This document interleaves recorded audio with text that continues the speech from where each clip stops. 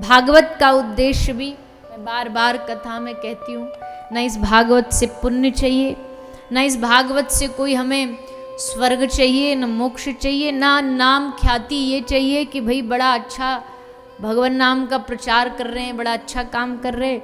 ये सब ख्यातियों के लिए अगर कोई भगवत कथा सुन रहा है, कह रहा है, तो वो भी कांच ही ले रहा हीरा छोड़ करके।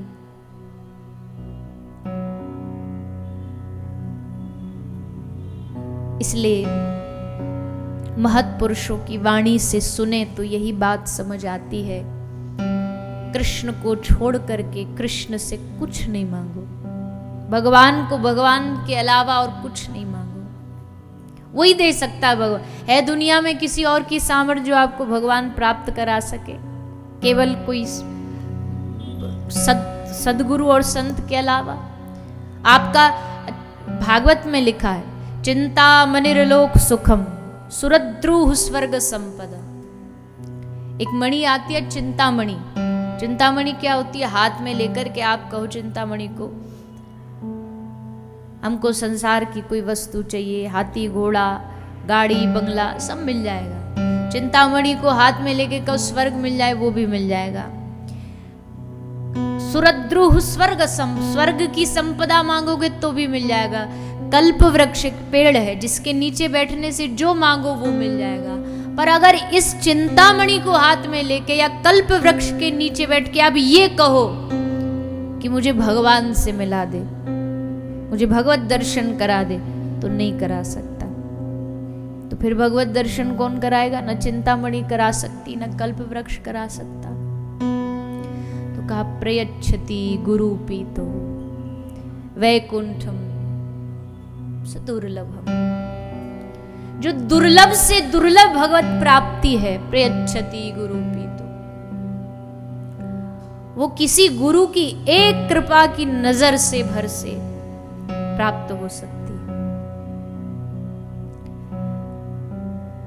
इसलिए समझने वाला समझ जाएगा कि हमें मणि चाहिए, कांच नहीं। और ना समझने वाला सारा जीवन बस संसार की चीजें में ही, संसार की मांगों में ही उलझ के रह जाता है। एक भाव, एक कथा, एक लीला या एक शब्द ऐसा बता दो जहां ब्रज के लोगों ने, ब्रज की गोपियों ने कृष्ण को छोड़ करके कृष्ण से कुछ मांगा हो। तो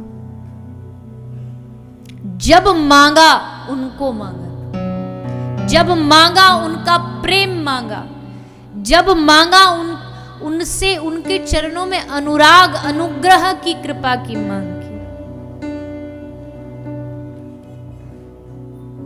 बस भागवत इस कथा से इतना ही समझ लीजिएगा। और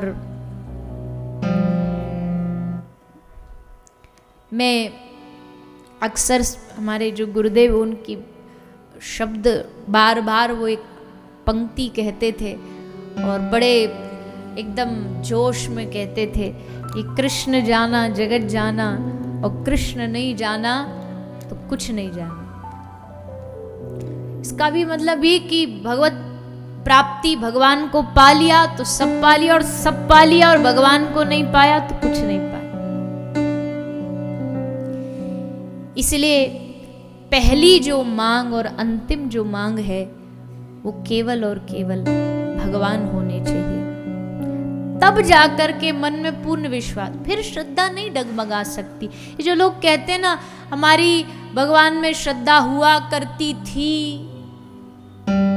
फिर हट गई, अब दूसरे में अटक गया मन, अब दूसरे में श्रद्धा हो गई। अरे क्या खेल कर रहे हो आप? क्या भक्ति कोई मजाक है? क्या भक्ति कोई खेल है?